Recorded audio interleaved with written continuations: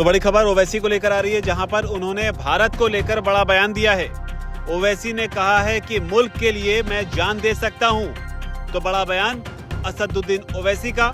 उन्होंने साथ ही लोगों से अपील की कि उनके होर्डिंग न लगाए जाएं।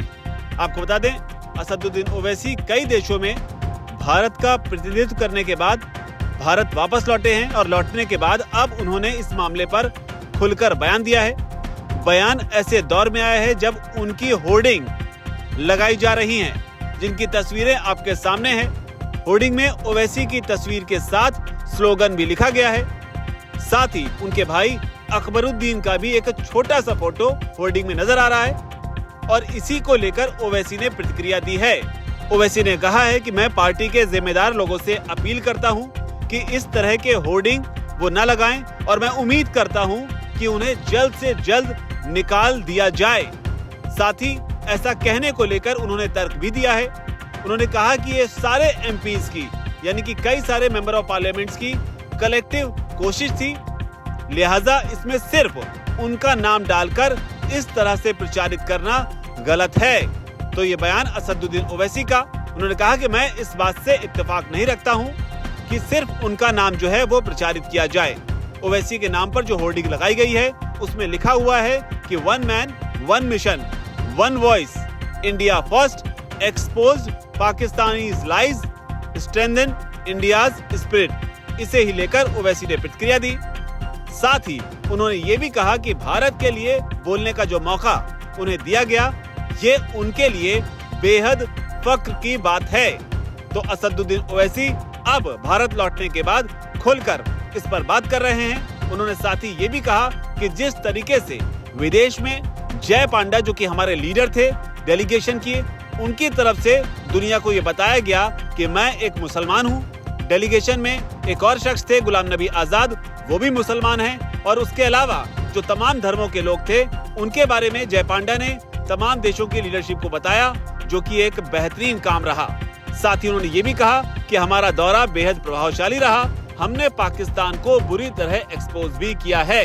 तो ओवैसी का बड़ा बयान। हालांकि इस बीच चर्चा ओवैसी की बीजेपी के साथ होती नजदीकियों को लेकर भी की गई, क्योंकि ओवैसी के दौरे के दौरान ओवैसी के एक वीडियो क्लिप को किरण रिजिजू ने ट्वीट किया था। उसे लेकर भी ओवैसी ने अब प्रतिक्रिया दी है। साथ ही प्रधानमंत्री मोदी की ओर से जो उनका चयन किया गया, उसे लेकर भी ओवैसी ने बात की। इसके अलावा अमित शाह की तरफ से जो फोन आया, उस पर भी ओवैसी खुलकर बोले हैं।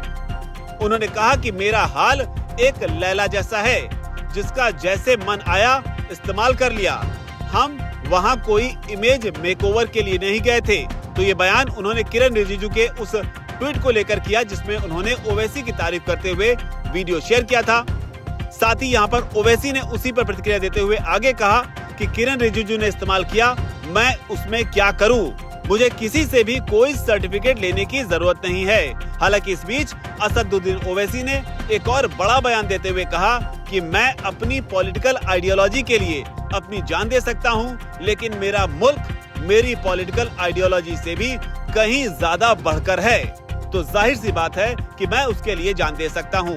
मैं हर चीज करने के लिए तैयार हूं। साथ ही उन्होंने ये भी कहा कि आज जो लोग मेरी तारीफ कर रहे हैं, वो कल मुझ पर हमले भी बोल सकते हैं, क्योंकि देश में लोकतंत्र है। साथ ही ओवैसी ने यह भी कहा कि मैं नरेंद्र मोदी के लिए नहीं गया था, मैं देश की 133 करोड़ आबादी के लिए गया था और पाकिस्तान को जिस तरीके से एक्सपोज करना है, उसके लिए मैंने काम किया। साथ ही ओवैसी ने यह भी कहा कि मैंने कोई बड़ा काम नहीं किया है, ये मेरे लिए फख्र की बात है कि जब देश को मेरी जरूरत पड़ी तो मैं उसके काम आया। इस दौरान ओवैसी ने अमित शाह की तरफ से आए उस फोन कॉल का भी जिक्र किया, जिसमें असदुद्दीन ओवैसी ने खुद को डेलीगेशन में शामिल न किए जाने को लेकर जब ट्वीट किया था, उसके बाद गृह मंत्री अमित शाह ने ओवैसी को फोन कर कहा था कि आप कहां हैं, आप आ जाइए। उस पर भी ओवैसी ने प्रतिक्रिया दी है।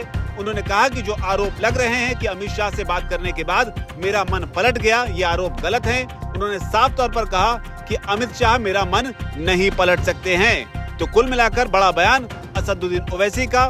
भारत लौटने के बाद विदेश में जिस तरह से उन्होंने भारत का प्रतिनिधित्व किया, जिस तरह से उन्होंने पाकिस्तान को पूरी दुनिया के सामने एक्सपोज किया, इसे लेकर उनकी खुद की क्या बातें थी वो उन्होंने अब खुलकर रखी हैं।